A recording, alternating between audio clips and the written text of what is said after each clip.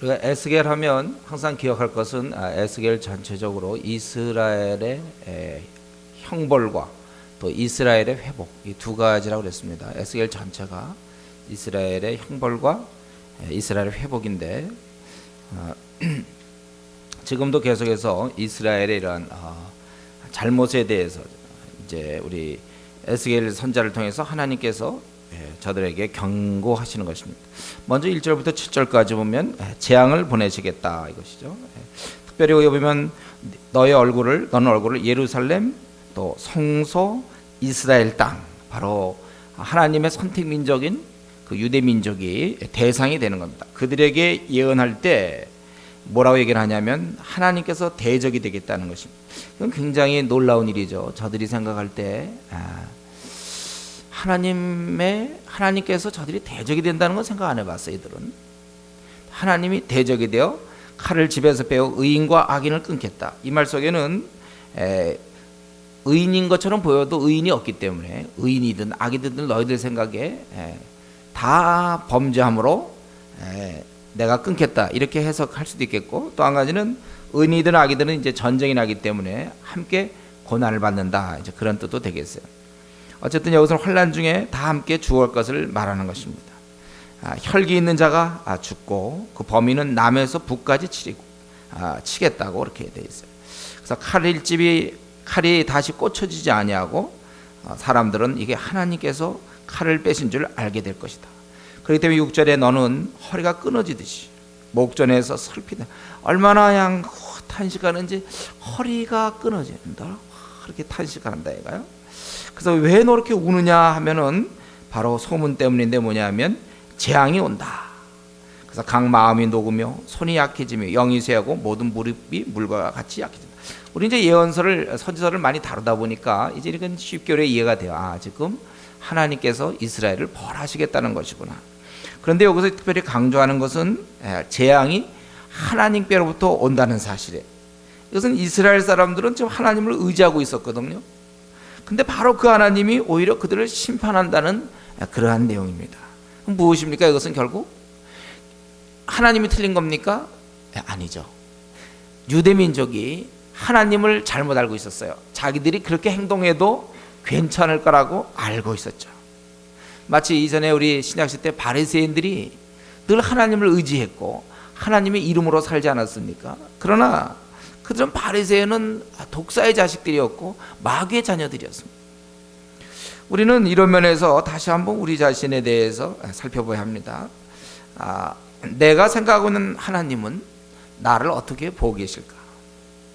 자기 생각하지 말고, 여러분 우리가 얼굴 보고 있잖아요. 세수하고 거울 보지 않습니까? 그걸 자기가 그냥 상상해서 얼굴에 아무것도 안 묻었을 것이라고 확신한다. 그럼 아침에 막 나가고 자기가 그걸 보면 알 수 있잖아요. 우리 내 신앙이 지금 어떻게 볼까? 교회에서 인정하는 거 필요 없어요. 내 신앙을 하나님이 어떻게 볼까에 대해서 관심 가지셔야 돼요. 성경은 얘기하기를 바로 그것은 우리가 이 말씀을 통해서 지적을 받는 거라고 그랬습니다. 그렇기 때문에 우리가 그 날마다 경건의 콰이타임 시간, 경건의 시간을 빼먹는 것은, 여러분 그러려면 저 회사 갈 때 거울 보고 나가지 마세요. 그런 사람들이 있어요. 마음대로 하세요. 그걸 빼먹는 사람은 안 되는 거예요. 하루에도 거울을 몇 번씩 보는지 몰라요. 어떤 사람 지하철에서 막 여자들 또 보고 그래. 어떻게 할 건 아닌데 봐 그냥 자꾸. 그러니까 자신이 콰이타임을 빼먹고서는 그게 어떤 거냐면은 내가 거울 안 보고 하루를 그냥 자다 일어나서 그냥 대충 나가는 거다, 이렇게 생각하면 돼요. 나는 혹시 잘 섬긴다고 혹시 생각하고 있는데 하나님 보실 때는 잘못 섬기고 있는 거 아닌지, 그것을 확인해야 되는 것입니다. 그래서 우리의 신앙생활은 어떠한 막 은사 중심으로 가면 안 되고 말씀 중심으로 가야 될 이유가 거기 있습니다. 하나님 우리에게 원하시는 건 우리의 막 능력이 드러나는 것이 아니라 거룩한 자가 되기를 원하기 때문에 항상 내가 하나님 이대로 신앙생활해도 괜찮은 것인지는 항상 말씀에 비추어 봐야 된다는 거예요. 우리가 늘 PBS 하는 것은 굉장히 중요한 것입니다. 하나님 앞에, 우리는 다른 사람이 어떻게 볼지 몰라도 하나님 앞에서 내가 말씀을 내가 통해서 제대로 신앙생활을 하고 있는지를 늘 점검하기 때문에 그렇습니다. 이제 하나님께서 바로 너희들 이스라엘 날 믿고 그러는 모양인데 내가 너희들 벌한다. 왜 그렇습니까?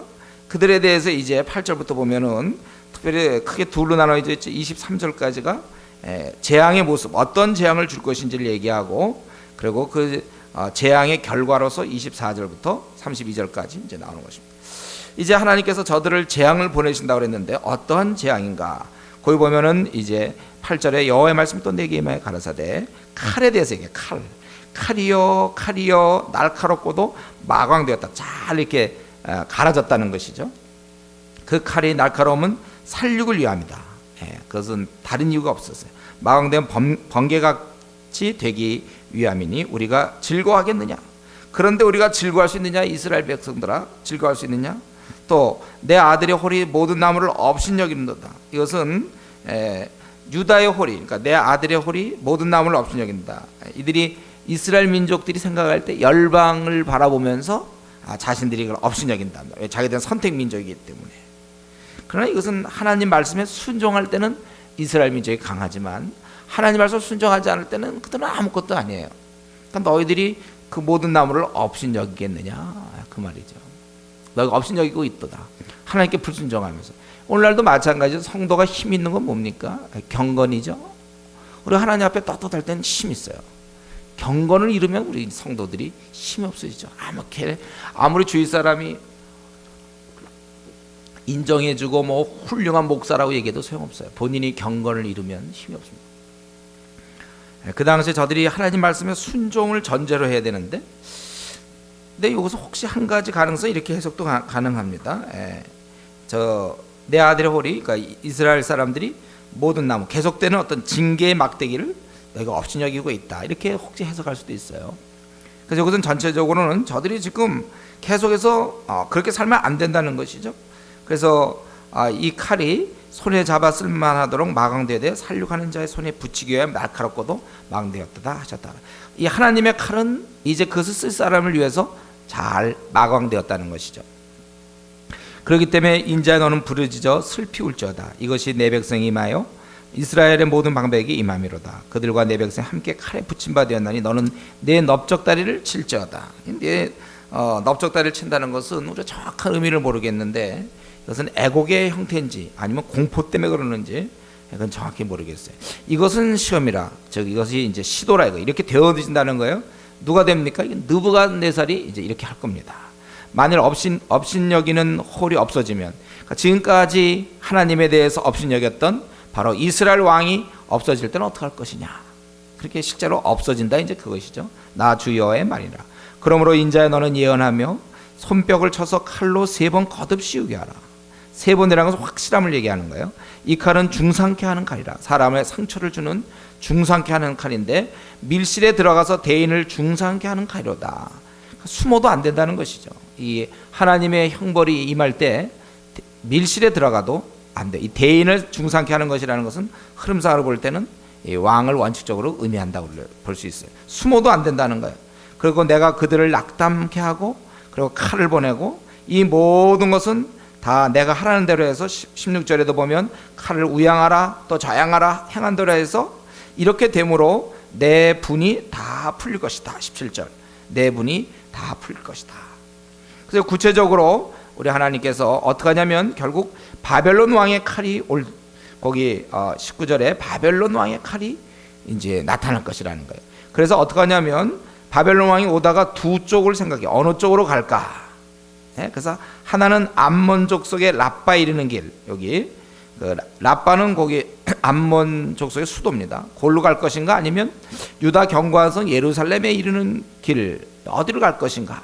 그래서 21절에 바벨론 왕이 갈래길, 그 두 길 머리에 서서 점을 치는 거예요. 어디를 먼저 공격할 것인가? 지금 두 나라 어디라고 그랬죠? 여기 암몬 족속의 라빠냐, 아니면 유대 족속의 예루살렘이냐, 어디를 할 것인가? 그럼 뭐 이 흐름상 어딜 것 같아요? 이제 예루살렘이 걸린다는 거죠. 이런 건데서 거기 뭐라고 나와 있습니까? 바벨론 왕의 갈래길 두 길 머리에 서서 점을 치되 살들을 흔들어. 이거 이제 화살이죠. 거기 화살통에다가 그 살에다가 이제 이름을 써가지고 예를 들면 먼저 나오는 거라든가.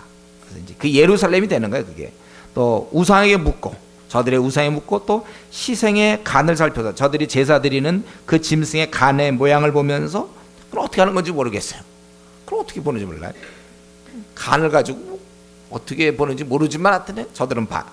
그래서 결국 답이 뭡니까? 오른손에 예루살렘을 갈 점괘를 얻었으므로 이제 예루살렘을 공격하게 된다는 거예요. 그래서 공성퇴를 베풀며 이 성에다가 이렇게 쏘아 올리는 이런 성을 부수기 위해 사용했던 그런 무기들, 공성퇴를 베풀며 입을 벌리고 살육하며 소리를 높여 외치며 성문을 향하여 공성퇴를 베풀고 토성, 성의 크기처럼 흙으로 쌓아갖고 들어가는 거죠. 토성을 쌓거나 아니면 운제, 사다리를 세우게 되었나니 전에 그들에게 맹약한 자들은 그것을 허점.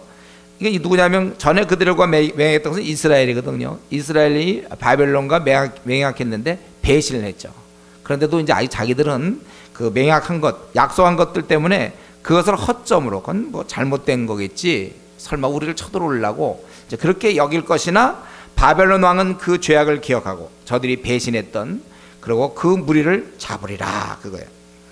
그래서 이렇게 이러한 재앙의 모습으로 말미암아 그 결과가 어떻게 됐습니까? 결국 이제 이스라엘 왕이 잡혀가고 죽는다, 이제 그런 거죠.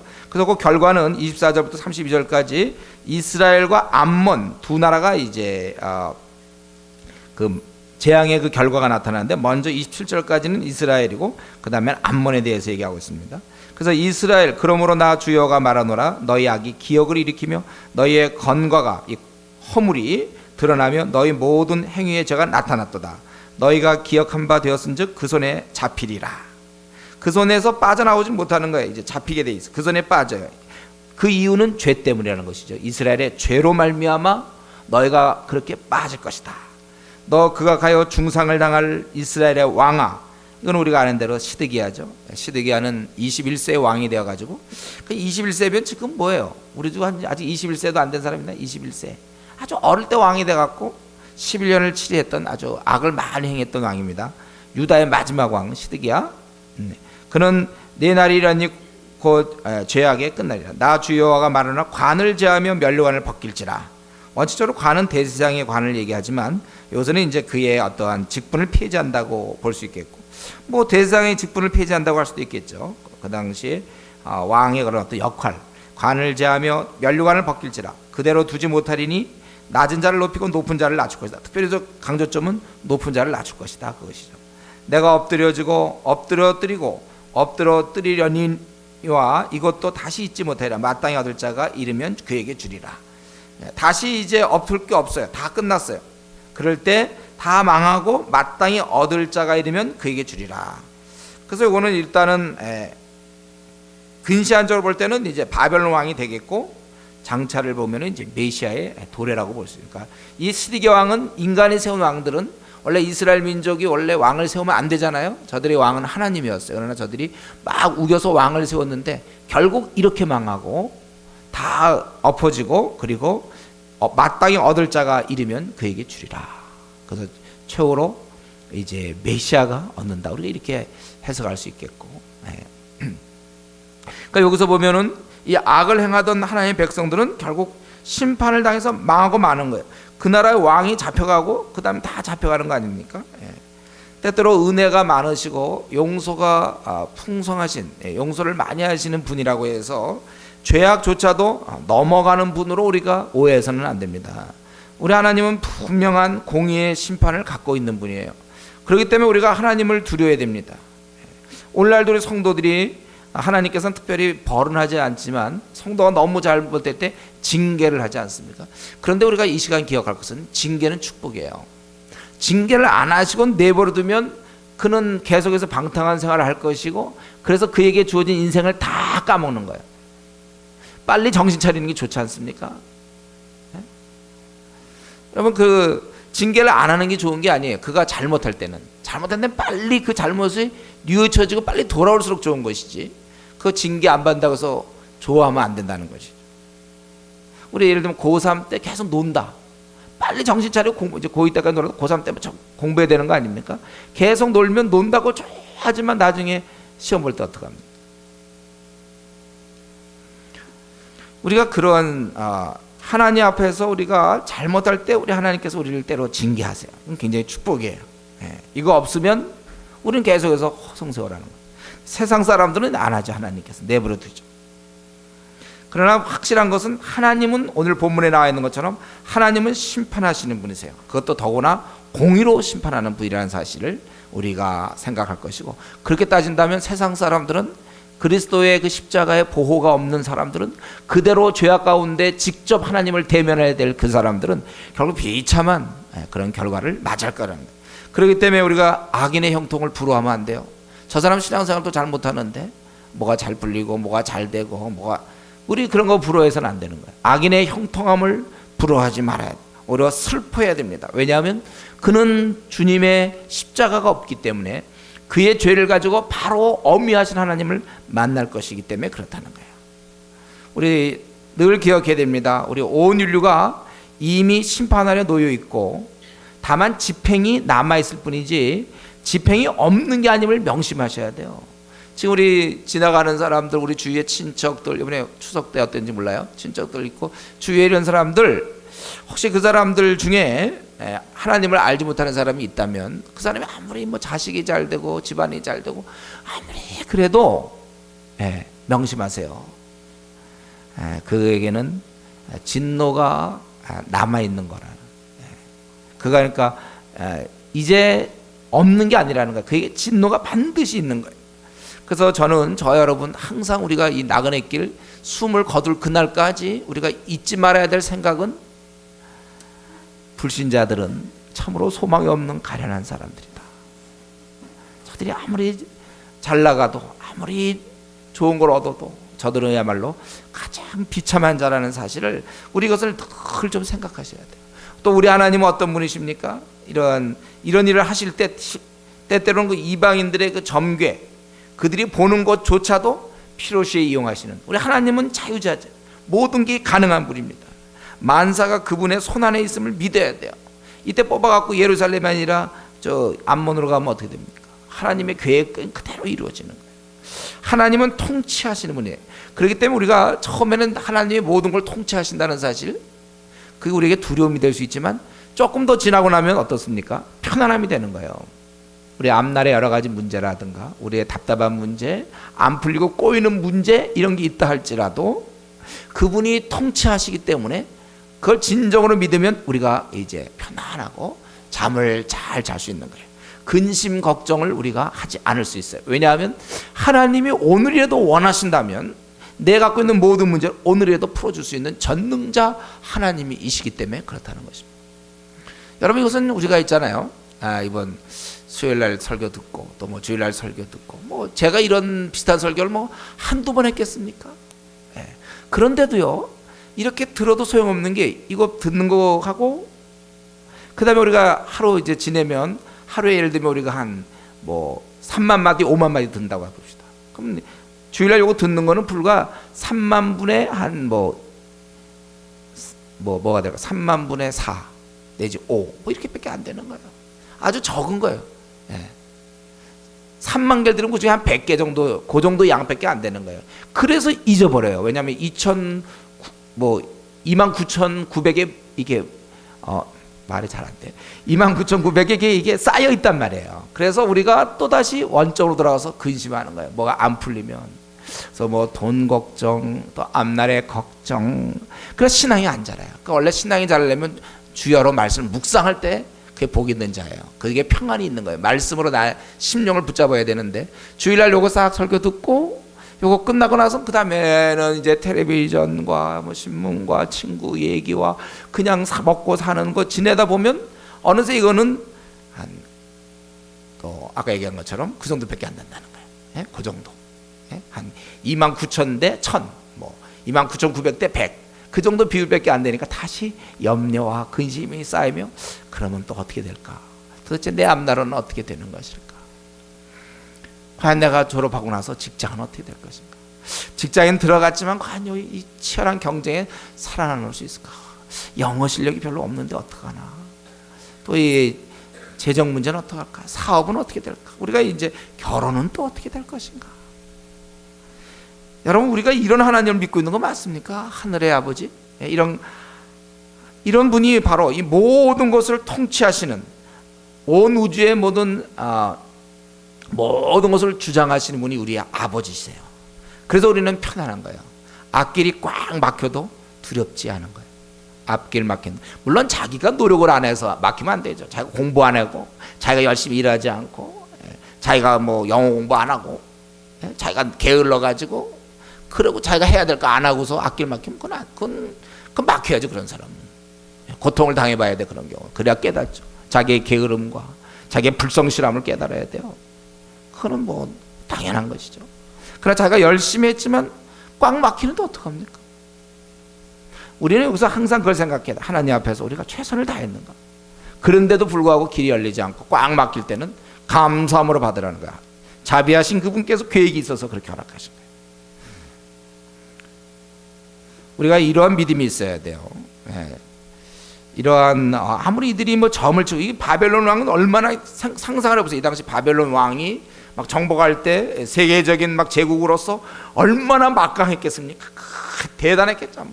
뭐라도 썼겠죠. 그리고 옷도 멋있을 거고 그냥 굉장할 거 위험이. 그러나 그것은 하나님 보실 때 그냥 시킨 하나의 아주 종에 불과한 거예요. 가서 해라. 꼭 해봐야 소용없어. 이미 예루살렘 결정됐는데 하나님이 멸하기로 결정했는데 뭐 어떡할 겁니까? 아무것도 아니에요. 우리가 믿는 하나님 그럼 지금 육자회담이 어떻게 되고 여러 가지 생각이 있죠. 그러나 우리는 아버지께서, 우리는 기도할 뿐이에요. 아버지께서 이제 다 풀어주는 것이죠. 우리 힘으로 되는 게 아니에요. 그리고 이제 여기 암몬이 나와요. 이것은 뭡니까? 이스라엘 나라만 하나님이 심판하지 않는 거예요. 이방 나라도 하나님의 그 범위 안에 들어오는 것입니다. 그래서 암몬에게도 칼이 준비되었어요. 칼이 뽑히도다 살려가며 멸절하며 번개같이 되게 마강되었도다.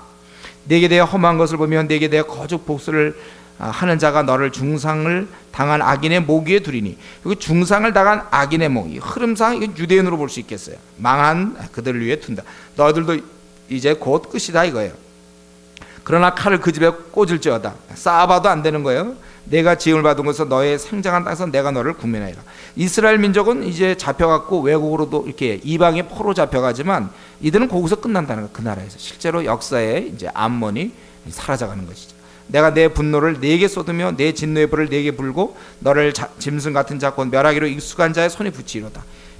비록 하나님의 도구지만 그들은 짐승 같은 자, 아주 짐승 같은 자. 이런 자들이 있는지 몰라야 되네. 도구로 사용할 뿐이에요.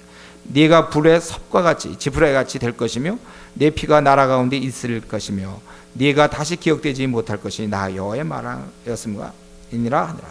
여기 좀 이스라엘 얘기하다가 나중에 이제 우리 25장부터 보면 이제 본격적으로 이방 나라들이 멸망에 대한 예언이 쭉 32장까지 쭉 이어지는데 여기서 왜 갑자기 암몬이 나왔는가? 이거는 하나님께서 좀 우리에게 깨우침을 주려는 것 같아요. 하나님은 모든 인류의 통치자라는 것이죠. 우리 하나님은 누구나 다 사실 하나님 앞에서 이 죄 문제를 다뤄야 되는 거예요. 이 문제를 해결해야 되는 거죠. 여러분, 우리가 불교 신자라고 해서 아무리 그 사람이 스님이라고 해도 그 사람의 그 기원을 살펴보면 하나님 만들어준 자예요. 그 사람의 심장이 뛰는 게 하나님의 은혜로 뛰고 있는 겁니다. 그 사람이 숨 쉬는 게 지금 연부를 외우지만 그 목소리라든가 이게 다 하나님 주신 거거든요. 건강도. 불신자라고 해서 하나님의 피조물이 아닌 것이 아니라는 사실이에요. 다 하나님의 은혜로 저들은 살고 있는데 다만 하나님을 배반해서 떠나 있느냐, 아마 배반하지 않았느냐, 이제 그 차이가 있겠죠. 저들은 멋대로 살지만 하나님의 주권하에 있고 그들이 한 행동에 대하여 심판을 받아야 되는 것입니다. 힌두교인들이나 마호메트 교인이나 카톨릭 신자나 불교인 신자나 다 하나님께 자기들이 행했던 그 나그네 길에서 행했던 이 모든 것에 대해서 하나님께 다 불러 나와서 이실직고해야 돼요. 자신이 한 일에 대해서 이런 일을 했다고 보고하고 이에 대해서 하나님 그 듣고 하나님 판결을 하시는 거예요. 분명히 우리에게 그날이 있습니다. 하나님 앞에서 모두가 다 하나님의 대상이에요. 하나님 관심의 대상이고 또 그들의 한 행동에 따라 하나님께서 심판하는 거예요. 이 죄악을 얘기하시면서 이스라엘만 죄악이 있는 게 아니고 이스라엘이기 때문에 벌 받는 게 아니고 열방도 다 벌을 받아야 되는 거예요. 이들도 다 하나님의 관심의 사람들입니다. 그렇기 때문에 특별히 우리 주님께서 우리들에게 부탁은 무엇입니까? 우리가 이 땅에 살면서 누구에게나 다 그리스도의 사신이 되달라는 거 아니에요. 그리스도의 사신으로서 우리의 책임, 하나님의 증인으로 우리가 나서야 되는 것, 그것을 우리에게 부탁한 것입니다. 이제 이러한 재앙에 대해서 얘기하면서 왜 이런 재앙을 받아야 되는지, 그 죄악에 대해서 22장, 이 재앙에 대한 이 근거가 되는 그 이유, 바로 죄악 때문인데, 먼저 이들의 그 죄악을 여기서 좀 보여주고 있습니다. 1절부터 12절까지 이스라엘의 그 죄악이 있고, 그거에 대해서 우리 13절부터 22절까지는 하나님이 심판하시고, 그리고 23절부터 마지막까지는 그거에 대한 죄악에 대해서 각 계층이 구체적으로 어떤 죄악이 있는지를 얘기합니다. 그래서 우리가 21장은 재앙에 대한 것이고 22장은 그 원인에 대한 거예요. 죄악에 대한 것이에요. 그러니까 21장은 결과고 22장은 원인이라고 볼 수 있습니다. 이스라엘의 죄악, 그것을 바로 선지자가 지적해야 되는 거예요. 경고해야 되는 것입니다. 여호와의 말씀이 또 내게 임하여 가라사대, 인자야 네가 국문하려느냐 신문하려느냐, 이 피 흘린 성음을 신문하려느냐 국문하려느냐, 그리하려거든 자기의 모든 가증한 일을 그들로 알게 하라. 이제 이스라엘의 그들의 죄악을 내가 지적해야 된다는 것입니다. 이들의 죄는 크게 두 가지죠. 3절에 보면 사람들에 대해서는 피를 흘리는 것이고 하나님에 대해서는 우상을 만드는 거예요. 그래서 피 흘리는 건 범죄고 우상 숭배는 이건 더러움이라고 볼 수 있겠죠. 그래서 거기 이들의 죄는 피를 흘리고 또 우상을 만들어 스스로 더럽히는 성화, 4절에 내가 흘린 피로 인하여 죄가 있고 내가 만든 우상으로 인하여 스스로 더럽혔다. 한쪽은 죄가 있고 하나는 하나님 앞에 더러워진 것입니다. 물론 다 죄지만은 내 날이 가까웠고 내 연한이 찼도다. 그러므로 내가 너로 이방의 능욕을 받으며 만국의 조롱거리가 되게 하였노라. 너 이름이 더럽고 어지러움이 많은 자가 가까운 자나 먼 자나 다 너를 조롱하리라. 그렇기 때문에 내가 하나님 나라의 백성으로 원래 참 존경을 받고 영광스러운 지위였지만 이제 조롱받을 그러한 처지로 떨어졌다는 거예요. 이들은 도덕적으로 심히 타락했습니다. 그래서 이스라엘 모든 방백은, 특별히 지도자죠, 방백은 각기 권세대로 피를 흘리려고 네 가운데 있었도다. 저들은 아주 권세를 남용하고 또 그들이 네 가운데서, 우선 그들이란 것은 이제 이런 방백을 얘기하겠지만은 전체적으로 그 방백은 대표고, 그러니까 이스라엘 민족 전체가 지금 행한 죄를 얘기할 때 내 가운데서 부모를 없인 여겼으며, 그들의 죄는 부모를 없인 여긴 게 있습니다. 근데 이 대목은요, 오늘날도 그렇다니까요. 오늘날 교회를 다니는 사람도 부모를 없인 여기는 사람이 있어요. 우리가 부모님이 나로 하여금 신앙을 버리게 하는 것은 우리가 할 수 없이 따를 수 없지만, 우리가 모든 면에서 우리가 부모님을 이렇게 순종해야 되는 건데, 그 당시 부모를 없인 여긴다는 건 하나님 주신 권위거든요. 부모에게 그거를 불순종했다는 거예요. 부모한테 막 싸우고 말대답하고 말 안 듣고 자기 하고 싶은 대로 하고, 이게 이제 부모를 없인 여기는 거예요. 이런 일은 그리스도인으로서 있으면 안 돼요. 오늘날도 마찬가지다. 이것은 어쨌든 저들의 죄는 부모를 없인 여겼어요. 또 나그네를 학대했으면 내 가운데 고와 가부를 하였다. 가까이 있는 어려운 사람을 돕지 않았다는 것이죠. 너는, 특별히 그 당시 고아는 어떻게 살 수 있는 방법이 없어요. 또 그 당시 과부는 어떻게 돈 벌 수 있는 방법이 없어요. 오늘날은 다르지만 그 당시 과부들은 어떻게 먹고 살 길이 없어요. 그러니까 자력으로 도저히 안 되는 그런 사람을 네가 돌보지 않았다는 거예요. 그리고 너는 나의 성물들을 없인 여겼으며 나의 안식일을 더럽혔다. 마땅히 드릴 제물을 우상에게 성물을 없인 여겼고 나의 안식일을 더럽혔다. 또 내 가운데 피를 흘리려고 이간을 붙이는 자도 있어요. 이거 수근수근 하면서 자꾸 사이를 멀게 하는 사람들, 이거 참 나쁜 거죠. 이간 나는 거. 그런 자가 있었으며 내 가운데 산 위에서 재물을 먹는 자도 있었으며 내 가운데 음란한 자도 있어. 우상을 숭배하고 음란하다. 거기 10절 11절을 보면 아주 그 더러운 음란죄들이 쭉 나와 있죠. 아주 있으면 안 될 그런 음란죄가 있고, 또 12절에 보면은 또 뇌물을 받는 자도 있어요. 음란할 뿐만 아니라 또 뇌물을 받았다. 이건 탐욕이죠. 내가 변정과 이직을 취하였으며, 이런 이자를 네가 취하고. 성경에는 우리가 우리 그리스도인들이 누구의 돈을 빌려주고 이자 받는 걸 금하고 있습니다. 우리 성경에서는 금하고 있어요. 특별히 가난한 사람. 근데 물론 부자가 어떤 사업을 위해서 돈을 빌린다, 그런 경우는 우리가 은행에 어떤 그서 이렇게 재산 증식을 위한 것처럼 그런 건 좀 정당하다 볼 수 있지만, 어려운 사람이 돈을 빌릴 때 그걸 이용해서 돈을 좀 더 벌려고 은행 이자보다 더 많이 받을 수 있겠다, 그건 그리스도인으로서 웬만하면 안 받을 생각하고 줄 수 있어야 되겠어요. 그렇게 하면 안 되죠. 그 당시에 이렇게 사람들에게 네가 그렇게 했으며, 또 이를 탐하여 이 이웃에게 토색했다.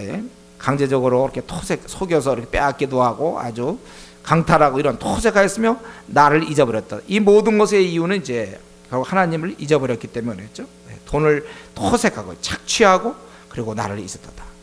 그러니까 그 당시 이스라엘의 죄악은 뭐였습니까? 이 성적 범죄였죠. 음란하고 또 탐욕, 욕심이고 그다음에 사람들과의 사이를 아주 수근수근거려 갖고 이간시키는 거, 우리 이런 거. 이건 지금도 경계해야 됩니다. 제가 보기에 음란한 거 있잖아요. 음란한 것. 이거는 어떻게 야 음란하지 마라. 이건 얘기해도 안 되는 것 같아요. 타고나가지고. 이건 교육의 한계가 있을 것 같아요. 음란에 대한 교육. 음란하지 말자. 음란하지 말자.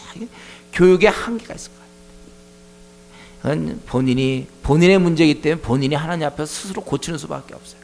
제가 음란물을 멀리하고 눈을 감으며 우리 욥이 했던 방법처럼 자기 눈과 언약을 맺었나니 내가 어찌 처녀에게 주목하랴. 이런 스스로 자기의 눈 관리를 잘하고 자기가 음란물에 대해 스스로 노력해야지. 이거는요 교회 왔다고 해서 한 이제 신앙생활 한 지 5년 됐다 6년 됐다 해서 횟수가 음란을 줄이지 않습니다. 이건 안 되는 거예요.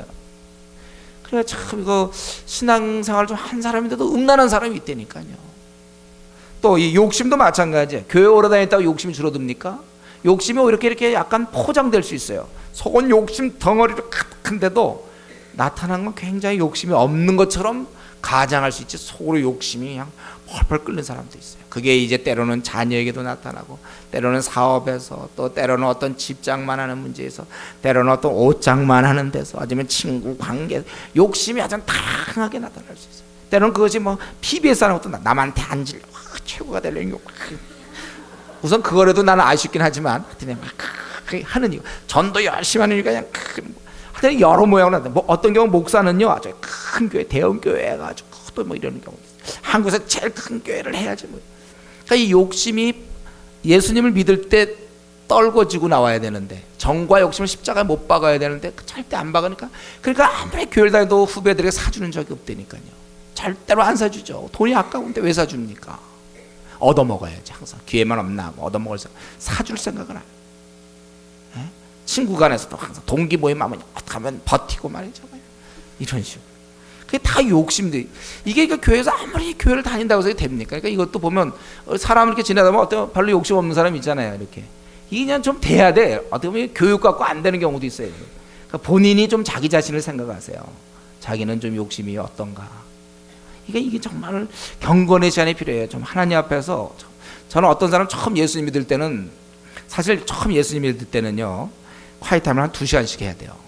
여러분 이 말을 아마 처음 제가 하는 것 같은데, 왜 그러냐면요, 어릴 때부터 어느 정도 이미 쌓여있고 마음껏 지내던 사람이기 때문에 예수님 믿고 나서 남들처럼 콰이타임 30분 해갖고는 이게 안 고쳐져 깊이. 이건 왜냐면 제가 아는 어떤 분인데 그 사람이 예수님 믿고서 2시간씩 했대요. 콰이타임 정말 지금도 그렇게 썩 훌륭한 그 인품은 안 되는데, 그래도 그 사람은 그 2시간씩 2시간씩 그나마 그렇게 했길래 그래도 좀 괜찮지요. 여러분 이 욕심이라는 거는 그냥 이게 고쳐지면, 같은 교회 내에서도 뭐 이런 남전도다 뭐 여전도다 해도 벌써 아유 저 사람 아주 찔끔스러워, 욕심꾸러기야, 뭐 베푼 적이 없어. 하여튼 그 찔끔스러우면 죽을 때까지 간다니까요. 찔끔스럽다는 말 모르나? 하여튼 째째하고 그냥 이러고 그냥 넉넉하지가 않아 사람이. 그런 것들. 이 욕심도 교회 오래 다녔다고 해서 없어지는 게 아니에요. 어떤 사람은 교회 다니기 전부터도 좀 그런 성향이 있던 사람이 신앙 가지면서 더 이렇게 잘 베푸는 사람들이 있고 섬기는 사람이 있죠. 우리가 이런 욕심들, 이 이스라엘의 죄가 이 욕심이었거든요. 막 착취하고 이러는 것.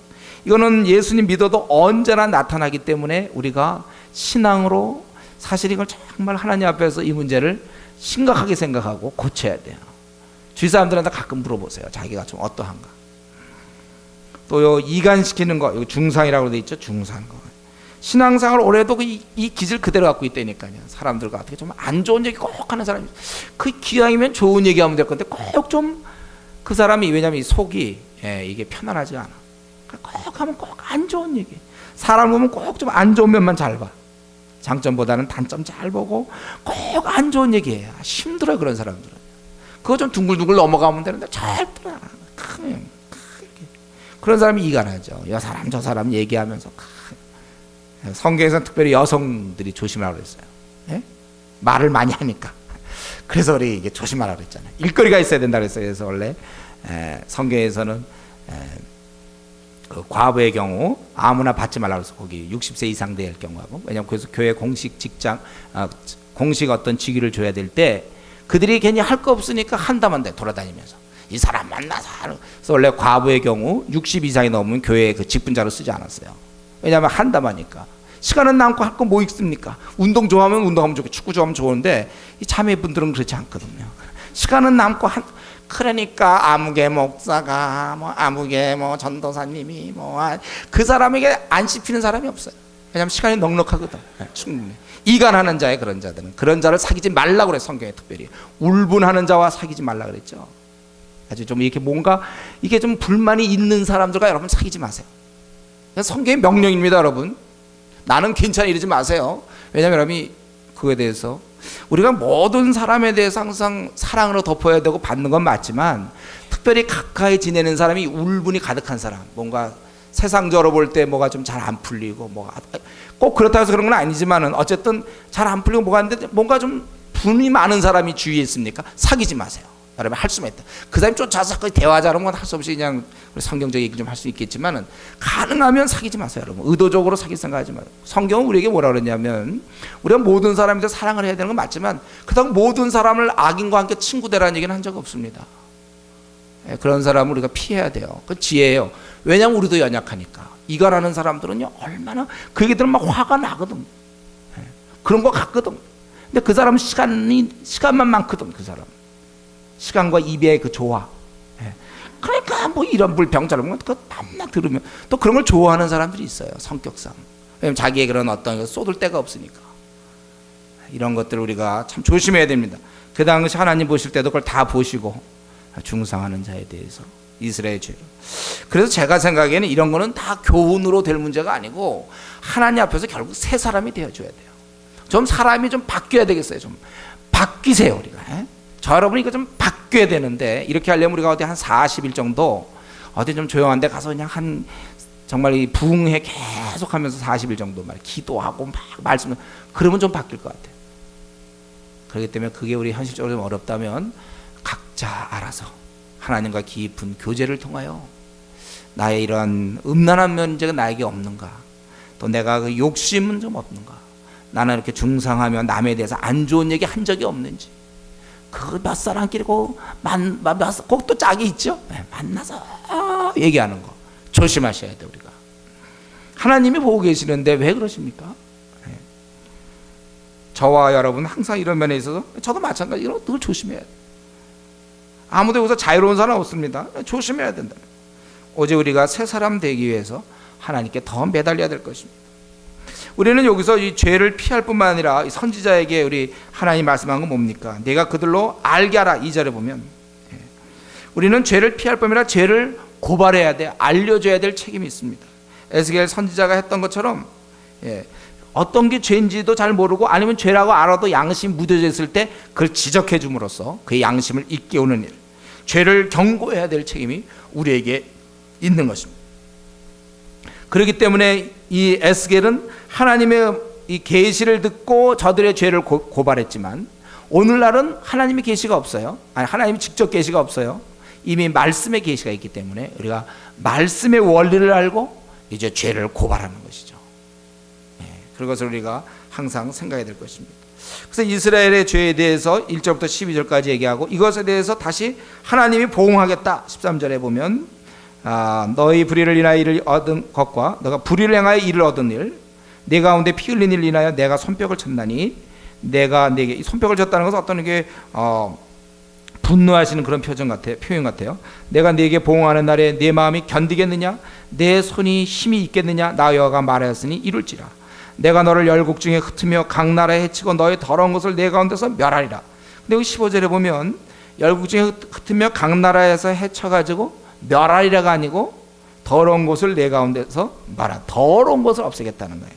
하나님께서 아직까지도 저들을 정결케 할 그런 마음을 갖고 계신 거죠. 네가 자기 까닭으로 열국 목전에서 수치를 당하리니 나를 여호와인 줄 알라 하셨다. 그리고 너희는 여호와의 말씀이 또 내게 임하되 인자야 이스라엘 족속 그 17절부터 22절까지는 저들이 아주 찢기 같다는 거야. 찢기 같아. 그래서 저들을 다시 용광로에 놓고서 풀무에 넣고서 저들을 다시 만들어야 되겠다. 새롭게 해야 되겠다. 풀무가 분노의 불을 저들에게 녹여놔야 되겠다 이거예요. 저들이 이미 찢기가 되었기 때문에 풀무 속에 넣고 20절에 보면 풀무 속에 넣고 그래서 그들을 바로 이 진노의 불에 넣겠다. 그래서 저들을 이제 다 모아가지고 예루살렘에 모은 거죠. 저들이 도망와서 예루살렘 성에 들어가서 거기서 분노의 불을 내가 너에게 21절에 보면 내가 너희를 모으고 내 분노의 불을 너에게 분즉 너희가 그 가운데서 녹되 은이 풀무 가운데 녹는 것 같으니 너희가 그 가운데서 녹으리니 나 여호와의 분노를 너희에 쏟은 줄을 너희가 알려. 여기서 보면 정결케 하기보다는 이 분노를 쏟는 그러한 장면입니다. 그래서 이러한 모든 것에 대해서 23절부터 마지막 31절까지 구체적으로 저들의 죄악을 열거합니다. 각 계층마다 지금 이게 뭉뚱그려서 이런 죄가 있다고 그랬지만 더 자세하게 이 죄 문제에 대해서 구체적으로 이제 표현하고 있는 것입니다. 그래서 여호와의 말씀이 내게 임하여 가라사대 때 인자야 너는 그에게 이르기를 너는 정결함을 얻지 못한 땅이요 진노의 날에 비를 얻지 못한 땅이로다 하라. 여기 보면 정결함을 얻지 못한 땅이요 비를 얻지 못한 땅이다. 여기 그 정결이 말이죠. 이게 지금 두 가지가 가능해요. 여기 정결로 해석될 수 있고 비로도 해석됩니다. 계속해서 그러니까 비를 얻지 못한 땅으로 해석할 수 있겠고 아니면 그냥 정결하지 못한 땅이고 그래서 햇볕도 없고 또 비 없는 땅으로 수확이 없는 땅으로 그렇게 얘기할 수 있습니다. 그리고 그 가운데서 선지자들이 배역함이 그래서 이제 구체적으로 25절에 선지자가 나오고 26절에는 제사장들이 나오고 27절에는 방백이 나오고 28절에는 선지자들이 또 나와요. 29절에는 이 땅 백성이 나온단 말이죠. 이렇게 따지면 선지자가 두 번 나오고 제사장들, 방백들, 백성 이렇게 나온단 말이에요. 근데 여기 25절에 선지자들의 배역함이 우는 사자가 식물을 웃긴 같았도다. 그들이 사람의 영혼을 삼켰으며 전자와 보물을 탈취하여 과부로 그 가운데 많게 하였으며. 근데 여기 25절에 그 선지자들이 하는 것이 이 선지자리보다는 하나의 그 지도자, 지도자들이 하는 걸로 볼 수 있겠어요. 실제로 그 사본상에는 이 둘이 나눠져 있습니다. 여기를 선지자로 번역한 데가 있고 아니면 그 왕가로 번역한 게 있는데 제가 보기에 흐름상 요 내용이 선지자들이 했던 내용이 이게 우는 사자처럼 뭐 이렇게 하는 것이 좀 맞지가 않아요. 제가 보기에 왕가 쪽으로 하는 게 맞을 것 같습니다. 왕족들. 그래야 28절에 왜냐하면 또 선지자들이 이제 허탄한 이상을 보며 거짓 복수를 행하며 이게 이제 맞거든요. 그래서 아마 여기서는 지금 사본은 둘로 나눠져 있거든요. 이걸 선지자로 해석된 데도 있고 또 이것을 왕가로 이렇게 얘기하는 데가 있는데 제가 보기엔 왕가로 하는 것이 조금 자연스러울 것 같습니다. 특별히 NIV 같은 데는 이제 왕가로 하고 NASB 같은 데는 이제 선지자로 이렇게 좀 나눠져 있어요. 또 여러 해석이 좀 많이 나눠져 있습니다. 그래서 여기 보면은 일단 좀 제가 보기에는 그 우는 사자같이 식물을 삼키고 사람의 영혼을 삼키고 재물을 삼키는 건 그 당시 왕족들이 했던 그런 모습이에요. 그리고 과부로 그 가운데 많게 하며 남자를 전쟁을 통해서든지 아니면 뭐 아주 막중한 어떤 공사를 통해서든지 많이 죽이게 되므로 과부로 그 가운데 많게 했다. 제대로 잘 통치를 못한 것이고 그리고 제사장들이 할 것이 뭡니까? 율법을 범하였고 제사장들이 율법을 지켜야 되는데 범하였고 나의 성물을 더럽혔다는 것. 그리고 거룩함과 속된 것을 분변치 아니하였으며 부정한 것과 정한 것을 사람으로 분변하게 하지 아니하였으며 저들에게 사람들에게 잘 가르쳐줘야 되는데 그렇게 못했다는 거예요. 눈을 가리워 나의 안식일을 보지 아니하였으므로 내가 그 가운데서 더럽힘을 받았느니라. 하나님의 이름을 욕되게 했다는 것입니다. 그리고 이제 방백들은 식물을 삼키는 일이 같아서 불의의 일을 취하려고 피를 흘려 영혼을 멸하고 합니다. 저들은 불의의 일을 취해서 그것 때문에 사람들을 파멸시키게 하는 것이 바로 방백이 그랬다는 거예요. 그리고 이제 이 선지자들이 사실은 이런 모든 것을 책망하고 이제 이것을 고쳐야 되는 게 바로 선지자들 아닙니까? 근데 선지자들이 그들을 위하여 회치를 하고 그들을 위해서 잘 이렇게 포장해주고 스스로 허탄한 이상을 보며 거짓 복수를 행하며 여호와가 말하지 아니하여서도 주 여호와의 말씀이라 하였으며 백성들이 어둠에 헤매일 때 밝게 하나님을 드러내야 될 그 선지자들이 오히려 말씀을 가지고 장난치고 속이고 저들에게 맞추어서 회칠하는 그러한 모습, 다 가려주고 회칠해버리는 이러한 모습입니다. 이러니까 하나님이 진노할 수밖에 없다는 거죠. 또 백성들은 어떻습니까? 강포하며 늑탈하며, 그 가운데 힘 있는 사람들은 강포와 늑탈하고 가난하고 궁핍한 자를 압제하며 또 우고한 자를 불법하게 학대하였습니다. 거기에 이제 찾아온 사람들, 뭐 나그네든지 거기에 우고하는 사람들은 힘이 없으니까 그들을 학대했다는 것입니다. 원래 우리 한국 사회가 비슷해요. 이렇게 강포하고 늑탈하고 가난한 자를 참 못 살게 하고 또 우고한 자를 불법하게 학대하고, 그래서 이 땅을 위하여 성을 쌓으며 성 무너진 데를 막아서서 나로 멸하지 못하게 할 사람을 내가 그 가운데 찾다가 얻지 못한 거로. 또 근데 이 중에 아무도 의인이 없다는 거예요. 그래서 원래는 나로 멸하지 못하게 할 사람을 내가 그 가운데서 찾다가 얻지 못한 거로. 하나님이 원하는 건 뭐냐면은 누군가가 이스라엘을 생각하면서 하나님 앞에 그 멸하심을 막도록 하는 어떤 의인을 기대했는데 그런 자가 찾다가 없었다는 거예요. 찾다가 못 찾으세요. 그러므로 내가 내 분으로 그 위에 쏟으며 내 진노의 불로 멸하며 그 행위대로 그 머리에 보응하였느니라. 나 주여의 말이니라. 진노를 그래서 쏟으며 그들의 행위대로 보응했다는 거예요. 여러분, 하나님께서는 죄를 아주 싫어하십니다. 이걸 인정하셔야 돼요. 우리가 죄를 지을 때마다 하나님이 진노한다는 사실을 아셔야 됩니다. 하나님 원래 성경에 있는 대로 죄악을 미워하는 신이라고 그랬어요. 미워해요. 그러니까 내가 이렇게 별 생각 없이 죄를 짓지만 하나님 볼 때는 그 죄를 하나님 미워하신단 말이에요. 그래서 하나님이 벌하려고 할 때 그러나 누가 좀 막아주기를 원하는 게 하나님의 속생각이에요. 그러나 아무도 그 문제를 가지고 하나님께 기도하는 자가 없고 막아주는 의인이 없다는 것입니다. 그래서 지금 이스라엘이 21장에서는 재앙을 당하고 22장에 대해서는 그 원인인데 바로 죄 때문에. 그런데 이스라엘은 지금 보니까 전 국민적으로, 전 국가적으로 그 왕이든지 그들의 그 왕가든지 또 제사장들이든지 방백들이든지 선지자든지 백성이든지 누구든지 다 한 마음으로 다 죄를 범하고 범죄에 깊이 물들어 있다는 것입니다. 특히 방백하고 지도자들, 종교적 지도자들이 더욱 타락됐어요. 하나님께서 주신 그 직위를 이용해서 힘없는 자를 괴롭히고 불법을 행한다는 것입니다. 이럴 때쯤에 원래 선지자가 나타나는 것이죠. 그들을 경고하고 책망해야 되는데 오히려 이들과 타협해서 하나님 말씀을 때로 속이고 회칠하고 그런다는 거예요.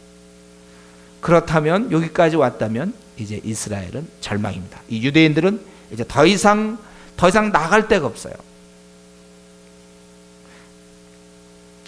세상이나 이들을 선도할 성도나 이 교회나 둘 다 타락하면 끝이에요. 세상은 아무리 타락해도 그건 할 수 없어요. 세상은 더 세속적이고 더 음란하며 더 더럽고 완전히 세상은 아주 권모술수에 능하고 사람들이 다 그래도 그건 할 수 없어요. 다만 교회는 계속 살아서 그걸 경고하고 교회가 제 기능만 감당하면 세상은 망하지 않아요. 그러나 이 교회가 성도가 여기에 타협해버리고 성도가 이 기능을 나가지 못하고 교회가 이 불의에 대해서 싸우지 않는다면 그렇다면은 이제 소망이 없는 거예요. 우리나라가 지금 점점 그렇게 가고 있지 않습니까? 점점 막 이런 죄악들이 교회에 막 들어와서 교회 내에서도 때때로 특권 의식도 있고 엘리트 의식도 있고 교회 내에서도 또한 좀 안 좋은 일도 있고 그럴 수가 있어요. 순결해야 되는데 뭐 집사라고 그래도 술 먹고 세상에서 뭐 할 거 다 하고 똑같아요. 목사라고 해도 뭐 그런 사람 많이 있어요. 세상은 타락해도 성도는 제 위치를 지켜야 합니다. 근데 이스라엘의 경우는 지금 백성이고 왕이고 제사이고 선지자 할 것 없이 다 타락되어 있어요. 이 직위가 그를 지켜주지 않아요. 그의 경건이 그를 지켜주죠. 직위는 선지자고 제사장들이었지만 다 타락했다는 거예요. 그렇기 때문에 결국 형벌을 받고 멸망을 당하게 된 것입니다. 그렇기 때문에 저와 여러분들은 거룩하셔야 돼요. 이 시대에 아무리 세상이 어떻게 흘러가더라도 저와 여러분은 거룩한 사람이 되어야 됩니다. 경건하고 거룩한 실력이 꽉 차 있는 하나님 보시기에 아주 정말 충실한 그런 사람이 돼요. 세상 따라가면 안 돼요. 세상은 다 그렇게 가더라도 서로 또 성도 중에 때로는 직분자 중에, 때로는 목회자 중에 혹시 잘못되는 사람이 있다 할지라도, 내가 비록 직위는 없다 할지라도 나는 견고하게 내가 바로 서야 이 소망이 있는 것입니다. 하나님은 죄에 대해서 벌하시는 분이세요. 두려우신 분이에요. 그런데 이때 우리 한 가지 이제 생각해 보고서 뭡니까? 하나님께서는 그래도 벌을 줄 수밖에 없지만 그래도 마지막 순간 뭐 제사장, 방백들, 왕가, 선지자 다 타락했어도 또 백성들 다 타락, 그 중에라도 혹시 이 마지막 벌을 멈추기를 하나님이 원하시는 것입니다. 마지막 벌을 원치. 그때 오직 한 가지 방법이 있죠. 이렇게 다 타락했을 때 딱 한 가지 방법이 있는데, 이러한 타락한 상황 속에서도 하나님께 이것이 정말 잘못됐구나 하고 하나님께 이 민족을 생각하며 하나님께 울며 부르짖으며 하나님 앞에 기도할 사람이 나타나는 것입니다. 이게 딱 한 가지 방법. 우리나라에 만약에 지금 4,800만 명이 있다고 합시다. 4,800만 명이 있고 막 타락하고 정말 엉망이 된다 하더라도 한 명만 있으면 된다. 한 명. 그 사람이 하나님 앞에 기도하면 되는 거예요. 지금 이스라엘에게는 그러한 자가 없었다는 거예요. 이 땅을 위하여 성을 쌓으며 성 무너진 데를 막아서 나로 멸하지 못하게 할 사람을 내가 그 가운데 찾다가 얻지 못한 것. 우리는 여기서 하나님은 의인 한 명이라도 세상의 모든 기준은 그 정도는 됩니다라고 얘기해도 아니라고 생각하며 하나님의 기준에 맞추어서 그걸 가지고 하나님께 간구하는 사람, 그런 사람을 하나님께서 찾기를 원하신다는 거예요. 그로 말미암아 하나님은 진노를 멈추시기를 원한다는 거예요. 그렇기 때문에 우리는 정말 이 말씀은 굉장히 우리에게 힘을 주는 말씀이에요. 사실은요, 한 사람이 이렇게 참으로 필요한 거구나. 하나님 보시기에 한 사람의 역할이 이렇게 중차대할 수 있구나. 한 명이면 된다는 거예요. 늘 얘기하지만 한 사람의 중요성이 바로 이 점입니다. 한 명이면 돼요. 내가 나라를 위해서 기도하면 되는 거예요. 망하지 않아요. 나라를 위해서 내가 기도하는 한. 우리 한국이 이만큼 온 곳은 새벽마다, 여러분도 어떻게 생각할지 모르지만 우리 기성교회에 보면 새벽마다 아줌마들이, 할머니들이 와서 5시면 와갖고 기도하지 않습니까? 그 하나님이 결코 무시하지 않아요. 세계적으로 그런 데는 없어요. 새벽 기도하는 데는. 전 세계적으로 새벽 기도하는 나라가 있습니까? 우리나라 빼고. 저들이, 할머니들이, 아줌마들이 또 와서 하나님께 기도하는 거, 그거 무시하지 않아요. 기도하는 사람이 있는 나라가 망할 수가 없습니다. 여러분, 나라도 나라를 위해서, 또 하나님의 뜻을 위해서, 지금 우리가 살고 있는 게 소돔과 고모라보다 더 타락한 곳 아닙니까? 온갖 음란한 것이 매체를 통해서 순식간에 전파되고 정말 거짓되고 타락된 소돔과 고모라보다 지금 우리가 더 극심한 곳에 우리가 살고 있지 않습니까? 그래서 우리가 깨어 근신하여 기도해야 되는데, 근데 이러한 상황을 놓고 이것이 어느 정도 우리가 뒤따라가는 것이 아니라 이거 정말 하나님 앞에 진노의 대상들이고 저것들 지금 어쩌려고 저러나, 그러면서 이런 것을 하나님 우리를 용서해달라고 기도할 사람, 그런 한 사람이 필요하다는 거예요. 그런 사람이 있으면 되는 거예요. 이 말세에도 다른 사람 다 신앙을 버려도 나는 끝까지 지키겠다 이렇게 결심할 사람 한 사람 있습니까? 내가 나라를 위해서 기도하면 되고, 내가 이슬람을 위해서 기도하면 돼요. 9억, 아시아의 9억이 이슬람이고 8억이 힌두교인들인데, 이들 위해 기도할 수 있는 한 사람이 필요합니다. 딴 거 못해도 괜찮아요. 중국의 그 13억 14억을 위해서 기도할 사람, 또 세계를 위해서 기도할 사람이 필요한 거예요. 비록 돈은 없어도, 또 학벌은 내가 없어도, 또 능력은 없어도, 사회에서 별로 인정을 못 받아도 그래도 기도하면 되는 거야. 기도하는 자. 하나님은 그러한 자를 보고 계신다는 거야. 있는가? 그래서 이스라엘에 찾아보니까 그런 사람이 없어요. 하나님 마지막 다 타락해서도 좀 누가 막아서 이걸 진노를 안 하게 해주면 좋겠다 했는데 그런 사람이 없다는 것입니다. 여러분, 이런 면에 있어서 우리가 이 중보 기도를 무시하면 안 돼요. 저는 우리 교회에 중보 기도 팀이 있습니다. 참 얼마나 고마운지 몰라요. 이 주은혜 교회는 이 중보 기도 팀 때문에 이만큼 오고 있는 거예요. 여러분, 이 기도를 무시하지 마세요. 자기 가족을 위해서 기도하는 사람 한 사람만 있으면 됩니다. 집안에 한 사람, 부모님이 안 믿고 아니면 뭐 자식들이 어떻게 됐든 뭐 누가 같은 한 사람이 가족을 위해서 기도하기 시작하면 그 가족은 구원받을 수 있어요. 한 사람이 나라를 위해서, 또 한 사람이 누구든지 좋으니까 교회 부흥을 위해서 기도하면 우리 교회가 부흥되는 거예요. 세계 선교도 마찬가지고. 왜냐하면 하나님은 전능자이기 때문에 전능자의 마음만 움직이면 그 한 사람이 돼요. 우르르 해서 대다수 투표해서 되는 게 아니에요. 하나님의 마음을 움직일 사람, 하나님께 주여 들어주시면 기도 무시하지 않기 때문에, 비록 우리가 초라하다 할지라도, 우리에게 가진 것이 없다 할지라도 내가 하나님 앞에 뜻을 정하여 교회 부흥을 위해서 기도하겠습니다. 그 사람 한 사람이 있으면 교회가 부흥하는 것이고, 나라를 위해서 정말 내가 기도하겠습니다. 나라가 사는 거고,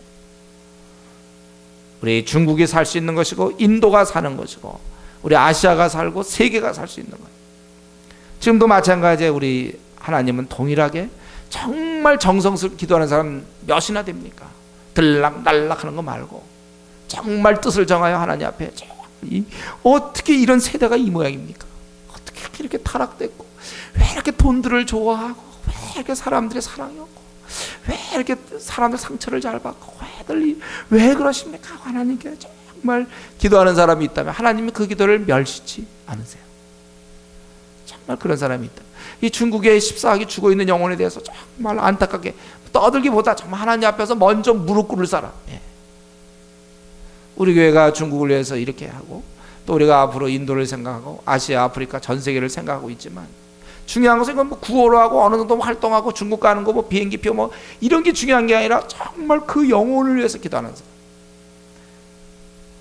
우리가 중국에 일단 들어가면 그 기차 안에서 밖을 쳐다보면서 기도할 수 있는 사람, 걸어다니면서 우리 교회 부흥을 위해서 기도할 사람, 아시아 아프리카를 위해서 기도할 사람, 세계를 위해서 기도할 사람, 그런 자가 과연 나입니까? 내 자신을 들여다볼 때 그런 자입니까? 정말 정성을 다하여 하나님 앞에서 그렇게 되기를 진짜 사모하고, 내 일보다도, 내 가족의 일보다도 그걸 더 앞세울 만큼, 하나님 정말 이 시대가 너무 타락했습니다, 속상해하면서 뜻을 정하여 일정 시간을 정해서 정말 열심히 하나님께 메어 달리는 사람, 그러한 사람, 하나님께서 그러한 사람을 찾는다고 그랬는데, 한번 이 시간 우리 자신을 생각해 봅시다. 나의 기도 시간은 어떻습니까? 내 기도 생활은 어떻습니까? 내가 정말 참 하나님의 뜻을 정해서 그 시간만큼 내가 꼭 기도하며 하나님 앞에 간절히 탄원하고, 기도에 빼먹지 아니하고, 생각남은 기도하고 안 한다고 이런 게 아니고, 정말 하나님이 이제 그런 자를 사용하시는 거예요. 우리 한국에 1000만이 넘는 불교 신자들이 불쌍하다고 정말 기도하고, 주님 모르는 3,800만 명을 위해서 기도하고, 북한에 참 배고프고 헐벗고 굶주린 우리 동포들 생각하면, 어떤 김정일 정권 이것 어떻게 해야 될지 정말 이 문제를 놓고 하나님께 기도하고, 또 우리 중국을 위해서 기도하고, 이 타락한 시대 말세, 지금까지 어떻게 지냈는지 모르지만 내가 하나님 앞에서 기도의 사람으로 바뀌겠습니다. 정말 나는 시간을 지키고 하나님 앞에서 가족의 구원과 또 내 주의 여러 상을 놓고 하나님 앞에 기도하는 그런 사람이 되게 해달라고, 우리 이 시간 같이 한번 기도하는 의인이 될 수 있도록 같이 하나님의 이런 심정을 헤아리면서, 성을 쌓으며 성 무너진 데를 막아서서 나로 멸하지 못하게 할 사람을 내가 그 가운데 찾다가 얻지 못한 거로, 이런 말씀 없도록, 주님 내가 여기 있습니다, 내가 기도로 헌신하겠습니다, 내가 기도의 사람이 되겠습니다. 같이 한번 우리 통성으로 같이 한번 기도하겠습니다.